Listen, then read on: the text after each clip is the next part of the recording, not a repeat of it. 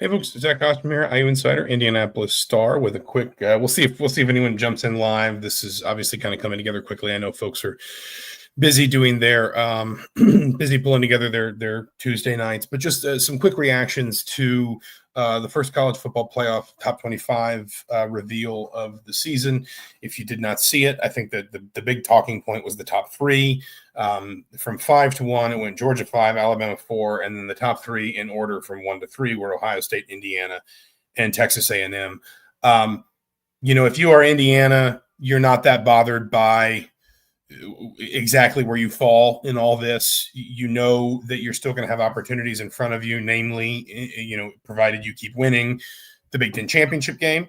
And so you're not stressing too much about, you're comfortably in position for a bye. You're comfortably in position for your path to stay open, to be in those top 4 seeds. Maybe if you win the Big Ten championship game, maybe to even be that number 1 seed.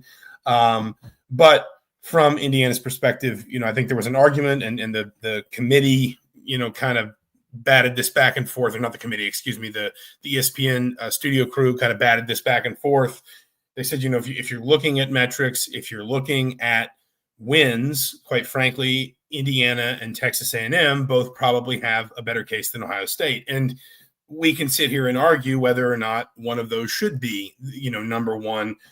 But it is kind of, especially I think the way that we've started to think about the 12-team playoff now that we've had a year of data, a year of just sort of the lived experience of it, it really feels a lot less like it matters who's 1, who's 2, who's 3. But in that top 4, in that top 5, almost like your groupings. And it feels like, for example, I think there's a pronounced gap between sort of the BYU, Texas, Notre Dame bottom half of the Big Ten, and that, maybe including Georgia, but certainly from Alabama on up in the top 4. I think it feels like there's there's sort of a defined gap between those sort of groups of teams, and Indiana is comfortably kind of in that lead pack, where we thought Indiana would be, certainly where Indiana, I think, has earned the right to be. And again, as Devil D says here, win out and Indiana will be number 1, where Indiana just needs to worry about being in terms of the opportunities that remain in front of it. Number 1, Kurt Cignetti would say, just keep winning. That just keep winning. Just, Penn State's what matters next, and then Wisconsin, and then Purdue, and so on. But again, going back to Devil D's point, I'll throw it back up here one more time. Win out and Indiana will be number 1 in the country. And you don't, and they'll be number 1 when it matters, which is on Selection Sunday of the playoff bracket reveal, when Indiana is going to want a favorable path that starts in the Rose Bowl, that includes the bye, starts in the Rose Bowl, and so forth. Some other notes, if anybody's got questions or thoughts, throw them in the chat. Again, this is going to be a fairly quick show. There's a teleconference in about 15 minutes that I got to hop on with the playoff selection committee chair, just kind of talking with reporters about these rankings. But a few notes from Indiana's perspective. I think 3 things stood out. Number 1, Iowa at number 20. It had taken the Hawkeyes a while to crack into the voters polls, the coaches poll, the AP poll, but the Hawkeyes were kind of comfortably in there. 20 is that's a comfortable sort of slot to be in.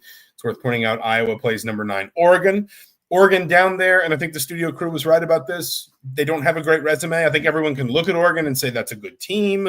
The idea of Oregon is kind of unquestioned, but in the same breath, their best win just hasn't held up, and that's Penn State. That looked like a great win. That looked like, that was the win that had Oregon siphoning number 1 votes off of Ohio State, number 1 in the country. And it obviously just has not held up at all.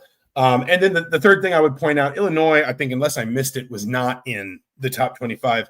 But if you Google Illinois' record from now, or excuse me, Illinois' schedule from now until the end of the season, it's Maryland at home, at Wisconsin, and then Northwestern with a bye. Actually, they're on a bye this weekend, and then they finish with Maryland, at Wisconsin, and Northwestern.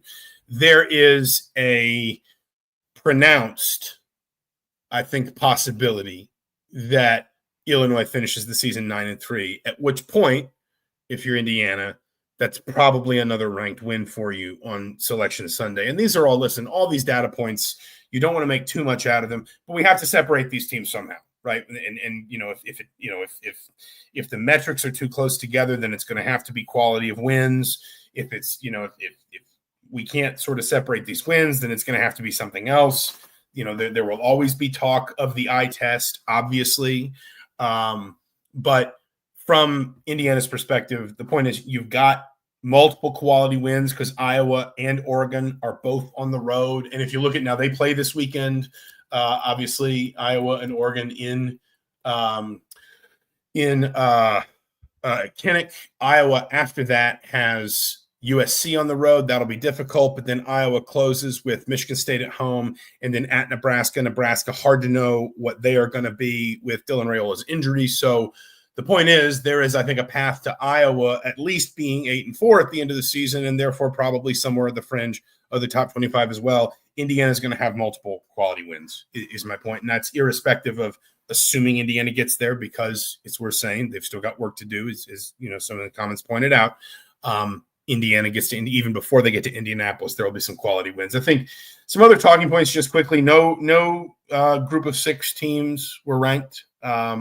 Memphis was the highest ranked team. I think it's 16. So they get that last spot because there's always a spot reserved for the highest ranked group of 6 team. But there was not, last year, I think Boise State was ranked in the top 12 at various points. I don't remember where they landed. There was no G6 team there. This year, there's obviously a feeling like in fact, no G6 teams were ranked at all. Forgive me, I was wrong about Memphis. I was thinking about Virginia, not Memphis. But there's a feeling that probably the strongest G6 teams are in the American. The problem is the American's kind of beating itself up a little bit. Could a UNLV or a James Madison sneak in behind them? We'll see, especially if the American does kind of continue to cannibalize itself a little bit. But right now, the G6, there are no G6 teams in the top 25. That automatic G6 spot would go to Memphis. The Notre Dame versus Miami of it all is kind of interesting, particularly from Indiana's perspective. Just if we're looking at the projected rankings this week, Notre Dame versus BYU would be the game that fed into Indiana, which Indiana getting a bye but being behind Ohio State, I think theoretically speaking, Indiana, I think, would be in the Cotton Bowl. I can't remember if they would supersede the SEC for the Sugar Bowl. I don't think they would because I think that the Big Ten automatically gets the Rose if it's a quarterfinal and the SEC automatically gets the Sugar. So I think Indiana would slide into the Cotton, but I'm not 100% positive about that. Either way, again, that's very theoretical tonight. And really not important because all of this stuff is going to continue to shake up. But the Notre Dame versus Miami sort of argument, I think, is an interesting reference point just for the moving forward because it felt like there was a pronounced, sort of desire from the committee. For example, Texas is ahead of Oklahoma because Texas obviously has the win over Oklahoma. The exception was Notre Dame versus Miami. Notre Dame was ahead of Miami because I think, and we can have this argument in both directions, of the feeling that Notre Dame is a team kind of trending upward. Miami is a team that is not as good as it was maybe at the beginning of the season. And so, it's worth just considering that because when you're looking for windows into how the committee is thinking and how the committee is evaluating and separating these teams, it's important to know what they do with, for example, a head-to-head matchup. Hoop says, I'm an Iowa Pitt fan this week. I would generally agree with that. If you're Indiana, you want that Oregon win to stand up. I do think it is hard for me to look at the schedules of the 3 games in the regular season that are going to matter to Indiana are Illinois because of where Illinois might wind up. Again, we talked about the road to 9-3 and therefore a place somewhere in the final CFP top 25 is pretty smooth for Illinois. Iowa and Oregon. It is hard for me to look at the schedules remaining and not see those 3 wins standing up well enough for Indiana. And again, there's a lot of talk about the metrics. It's not just about quality wins, but especially because 2 of those wins are on the road and the one that isn't was by 53 points.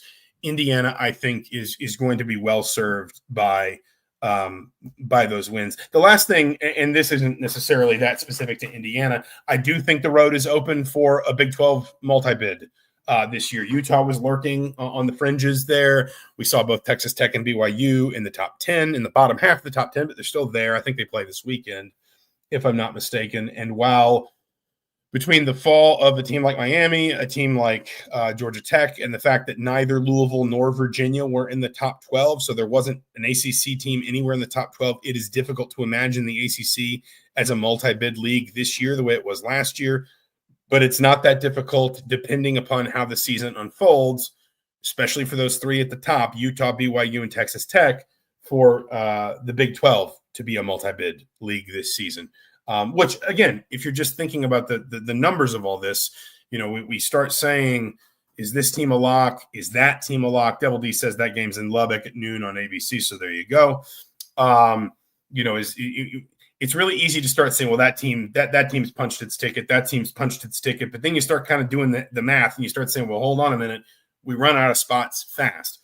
But if you're Indiana, you really don't need to worry about that. I think Indiana probably still has a loss to spend because of how many quality wins they have on their resume.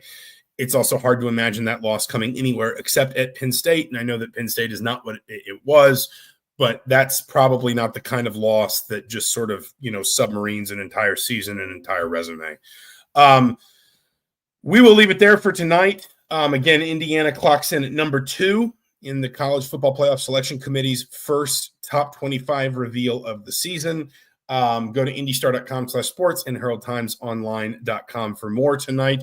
I'll be on that teleconference here in about 10 minutes, and I'll be writing off of that. Mike Nislick's already got some stuff at Herald Times Online for you, but we just wanted to kind of have a quick reaction show, just run down some of the big talking points, both from an Indiana perspective and then also just from a wider sort of college football perspective. The last thing to say is it is kind of difficult to see the Big Ten with 4 at large unless somebody – the only way maybe that happens is if Iowa beats Oregon and then they both win out, because I think that would probably be the only clear path, other than, I guess, Oregon beating Iowa, losing to USC, and then USC losing out. I think USC winning out. I think you basically need Oregon to lose one of Iowa or USC, win all of its other games, and then have Iowa or USC win all of its other games. Because it really does feel like the committee kind of sees that 3 at the top of the Big Ten as what the Big Ten has that's playoff worthy right now. So not a ton of surprises from Indiana's perspective. A long way to go. We will obviously talk more about this this week and in the coming weeks. But for now, the Indianapolis Star, I'm Zach Osterman. Thanks so much for watching. We'll talk to you soon.